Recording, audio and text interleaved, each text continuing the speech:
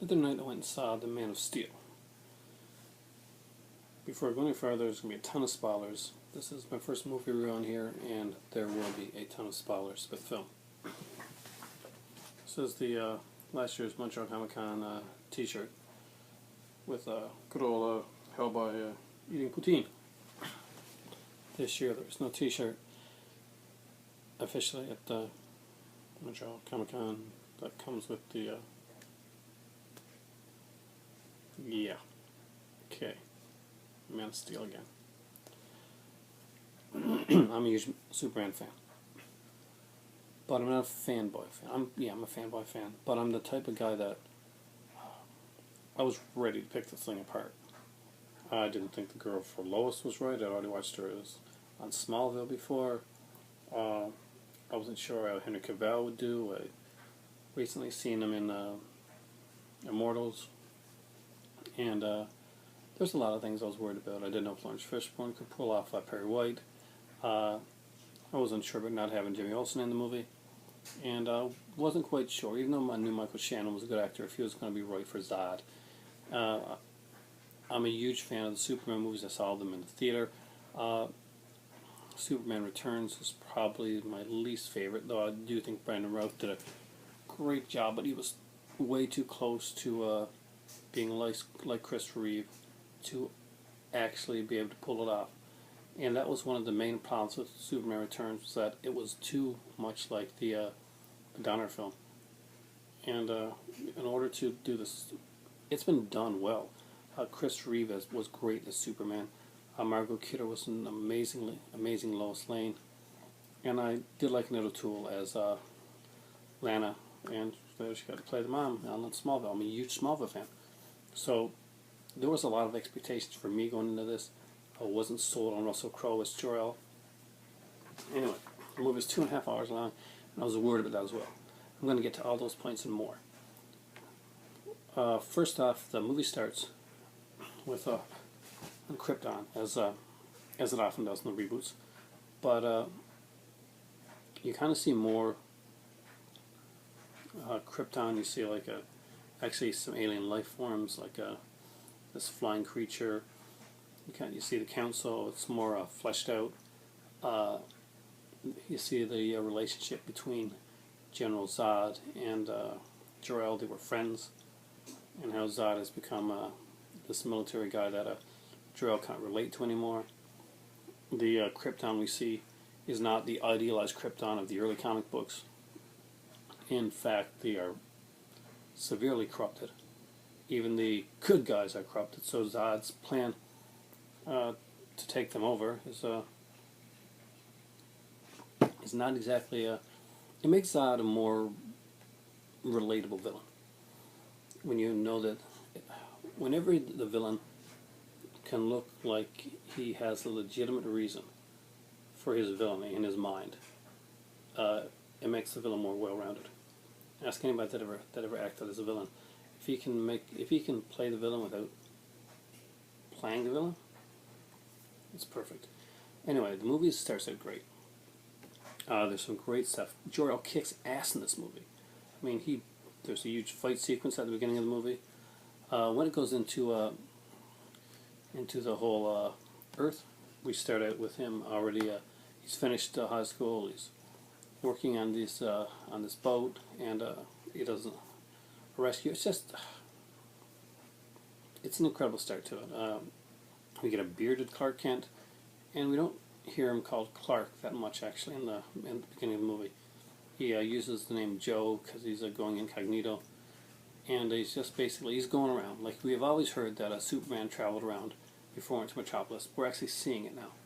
So kind of like in Batman Begins, but better done. The movie kind of focuses on Lois Lane early on.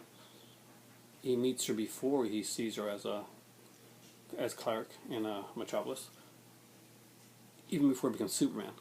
Actually, in this one here, they bypass the whole Lois is a stupid idiot thing. That always bothered me. Lois is supposed to be like this Nobel Prize-winning journalist. She's amazing. She's smart. She's the modern woman. She's the type of girl that other girls strive to be like. and yet you don't know who I am now. No, it doesn't work. It never worked, but it was cute. And it worked well for the older movies. They decided to go a different route in this one, and in this one she finds out she's a smart cookie and she knows exactly who he is. She knows right away that she follows the leads back to all the different stuff, and she knows that this Clark Kent guy is Superman. It's a big twist in the series, but it works well. And no sooner does she find out than Zod is back. And Zod is back with a bunch of Kryptonians that were in the Phantom Zone. It's not just one or two. There are two that are more focused on, just like in the Superman 2 film. But there are a bunch of them there. And the fights are spectacular. Some people thought that the ending fight was overtly long. I didn't in particular. I enjoyed it.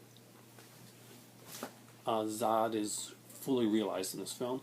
He is a man that loves his planet. He is a military man that believes in the honor of preserving his homeland. And that's all he's really trying to do in this movie. He's trying to preserve and bring back Krypton. I'm giving spoilers away like crazy, but I'm still trying to leave stuff in there because I want you to go see it. It's a really, really good film. I'm not going to give the ending away. The ending is great. It's not what you would expect. And it goes in a different way for the origin. It's a very reverse origin. The final confrontation between Superman and Zod is done, in my opinion, epically. Because Superman, it should be a huge battle with Superman. It should be epic. This is what we have to establish. No more of this BS. Lex Luthor's going to steal your land type of crap. Superman's he's an epic godly character. And you have to treat him as such. The villains have to be like that. This is the start of his career. He falters, he can fail, but the fights are like a clash of gods. Zod is powerful, Superman is powerful, and destruction, it's not like they don't fight and a car gets turned off. No. Cities are basically crumbling around them. And I can't stress how important that is for a character like Superman. That these fights don't look like the average superhero fights. They don't look kind of washed over. Yes, there's a lot of CGI and stuff. That's going to be in the movies nowadays. But it's done epically. Zod and Superman truly clash. And we see the effects of that clash. We see the effects of the clash in the city. By the end of that fight, we see the effects of that clash on Superman himself.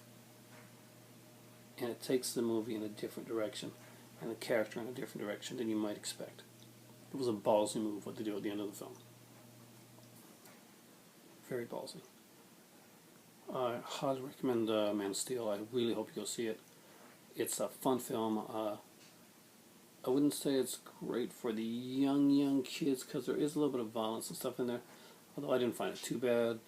Watch it yourself first before you're going to take a young child to it. But a teen, like a 12-year-old preteen and up, I don't think there should be a problem. But if you're one of those concerned parents, definitely give it a check first before you bring your kids to it. I love the movie myself. I'm a huge Superman fan, and I was disappointed with the last film. Thank you, Zack Snyder. Thank you, Christopher Nolan. And I wish I never thought I'd say because Christopher Nolan messed up Batman for me.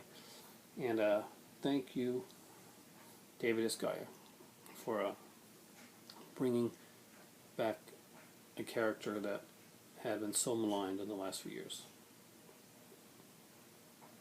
It's the Man of Steel. I recommend it. Definitely give it a 2 thumbs up. And if you had to give it a score out of 10, for me, I'm going to give it a 9. And right now I'm getting ready for my trip to Morocco, so it's a night of packing, so you may see another video on here yet in between this stuff. Thank you so much for watching. Please subscribe. Let's keep this going.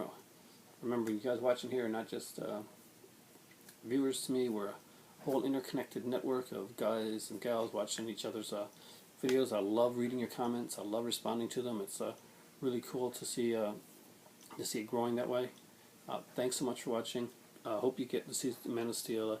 If you agree or disagree, that's great. Everybody has their own opinion. But again, for me now, it's time for tea.